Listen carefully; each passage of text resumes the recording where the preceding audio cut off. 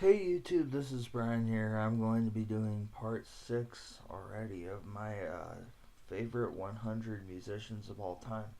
Last time we made it up to number 61, which was Van Morrison. And now we're going to start off at number 62 with a big one, which is the Red Hot Chili Peppers. I feel like this band helped define my childhood in a lot of ways, when I think back through my years as a kid. I think of songs like "Can't Stop." I think of "Scar Tissue." I think of "Under the Bridge," and I think of those songs kind of over and over again in different scenes. Uh, I feel like those songs were really part of like a 9 or 10 or so song soundtrack to what really kind of was playing during my childhood. I feel like a lot of it was Red Hot Chili Peppers songs. Let's get to number 63, which is Bad Company. My favorite song by them would have to be Shooting Star. Um, Great vocals. Um, I think that this was one of the more underrated 70s heavy rock bands. They probably deserved a lot more airplay than they got. Number 64 on this list is going to be Madonna. I heard a lot of Madonna growing up from my sister, actually. It was one of her favorite artists. Um, but I later got into her on my own a little bit, and I think that, she's kind of like a female Michael Jackson in a sense. Michael Jackson is unable to be replicated, I don't think, but I think Madonna is kind of like a female Michael Jackson in the sense that she has great concerts, she choreographs her stuff well and dances, she sings. Um, yeah, I think that in the sense that she can kind of do everything, um, and a jack of all trades sort of thing, a jack of all trades sort of talent. Number 65 on this list is going to be Funkadelic. And I'll always think of the guitar solo that they do on Maggot Brain. They told their guitarist uh, to imagine that his mother or grandmother or someone had died so he could get more emotion into his playing in the studio. And well, needless to say, even though no one had died in reality, it was a pretty gripping solo to say the least. Um, let's get to number 66, which is Sam Cooke, early R&B pioneer. I think that you can almost imagine him as almost like Marvin Gaye, but like he died way too young. I think he had the chance to become as great as Marvin Gaye was in terms of his vocal career. If he just had the chance to live a little bit longer, he died as such a young man. Let's get on to number 67, and that's Bob Marley, a true pioneer of reggae and the first reggae artist, unless you count like Sublime, the first like true reggae artist that I actually heard, and I'm sure that's true for a lot of people. He's really been an ambassador to the genre, and I think that Bob Marley has brought reggae to America and to a lot of other places. He may not have had the longest career, but at the same time, his music has this sort of relaxing kind of background quality to it. Um, it's not white noise by any means, but at the same time, it's something you can put on to kind of unwind, and it's not gonna tense you up or get you all agitated or something. Okay, number 68 on here is going to be Fleetwood Mac. I like Peter Green's Fleetwood Mac too, uh, but I prefer their work with Stevie Nicks. I think that I think their work from the late '70s through the mid '80s was probably their best, and they're one of those bands, kind of in a weird way, not stylistically, but like Jefferson Airplane in the sense that they had a lot of lineup changes, but they were good in almost every formation they had, pretty much. Um, they were just a durable band, I guess. Number 69 is actually going to be Tom Petty, someone who did some work musically with Stevie Nicks, with Don't Go Dragging My Heart Around. Um, I think that Tom Petty is probably my favorite, like down home kind of rock and roll, like country rock almost. Um, he's got that very raw style, you know. There's not a whole lot of like studio effects or needless vocals showing off. Uh, Tom Petty is my favorite guy to play when I play music with my brother. I play Last Dance with Mary Jane a lot of the time, or Free Fallin'. I also like the song Refugee, um, and the aforementioned one with Stevie Nicks. Tom Petty and the Heartbreakers. I wish I'd had a chance to go see them live, but I guess everything in its time.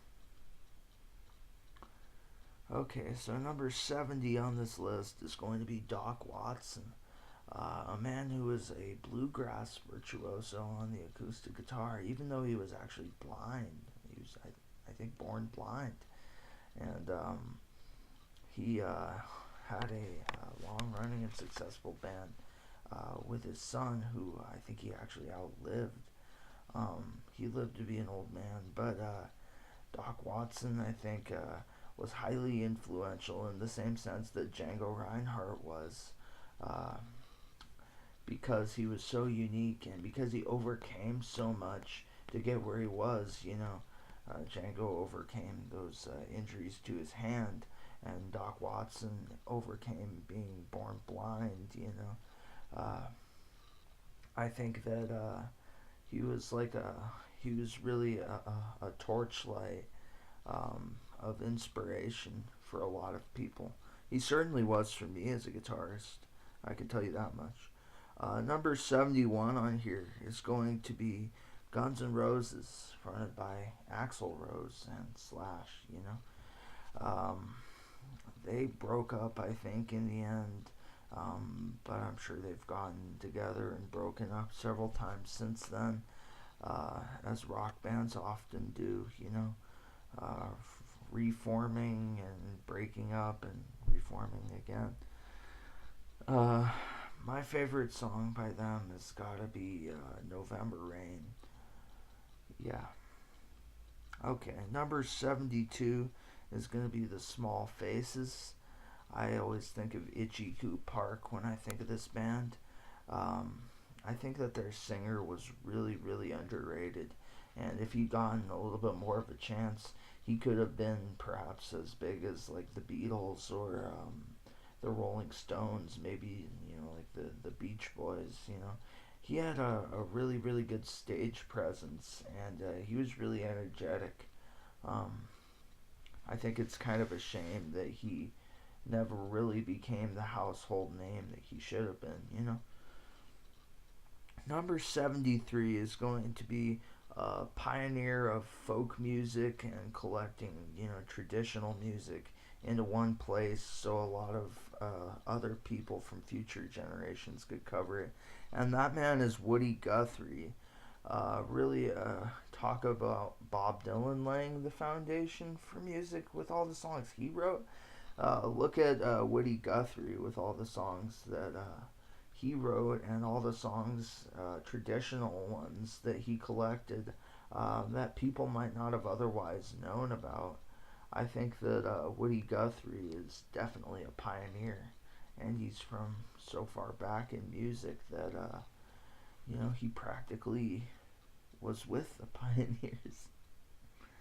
Okay, so let's go to number 74, and that's Marvin Gaye, a true pioneer of, I'm repeating myself again, but a true pioneer of R&B music. Uh, Similar to Sam Cooke, he kind of died as a young man before his time, but I think that Marvin Gaye had one of the most probably rich and vibrant, relaxing voices um, of anyone I've ever heard, certainly within the genre. Number 75 on here is going to be a little bit more of an obscure musician. We're going to take a turn into country music and kind of into the trees and the backwoods for Blaze Foley, kind of a cult musician. He's not terribly well known throughout music fandom. He made music in the late 70s and in the early 80s. Part of the issue as to why he wasn't so famous was because he didn't come about at any sort of boom period for his style of music. And it was more about like glam metal and punk rock and pop and stuff when he started making music. Um, and he was kind of an eccentric figure. He had like duct tape on his boots, and he had a prospector beard and stuff. And he kind of almost looked like that dude from Toy Story, the miner dude from one of the Toy Story sequels. He had a gray beard. Um, how am I possibly forgetting this guy's name? Anyways, I'm sure everyone's seen Toy Story, and you probably know what I mean. Number 76 on here is going to be Chris Cornell, and I'm going to put him here representing Audioslave and Soundgarden, as well as his solo work. That's kind of a trifecta. Um, Chris Cornell, I think, had one of the most talented voices of his generation, and it was a real loss when he died. I think it was a real loss for music in general. Um, he was one of the last remaining grunge vocalists, if you think about it, because up to that point, Lane Staley, Kurt Cobain, Shannon Hoon, they'd all died. But I guess now all we have is Eddie Vedder, and that's not to belittle him. He's fucking awesome, but it's kind of sad. It's like watching the style slowly die a little bit. Um, I really love "Fell on Black Days" by Soundgarden, and I love "Like a Stone" by Audioslave. Chris Cornell had a beautiful voice, and he was certainly one of the most talented singers throughout his whole generation in rock, and in just rock in general. Okay, let's get to number 77 on this list, and that's going to be America. Uh, Usually only known, I think, for the song "Horse with No Name," but they also had some other good ones, such as Tin Man and such as Ventura Highway. I think we'll probably stop here. Um, but yeah, I think America is another one of those bands who really don't deserve to be treated as a one hit wonder. So thanks for watching.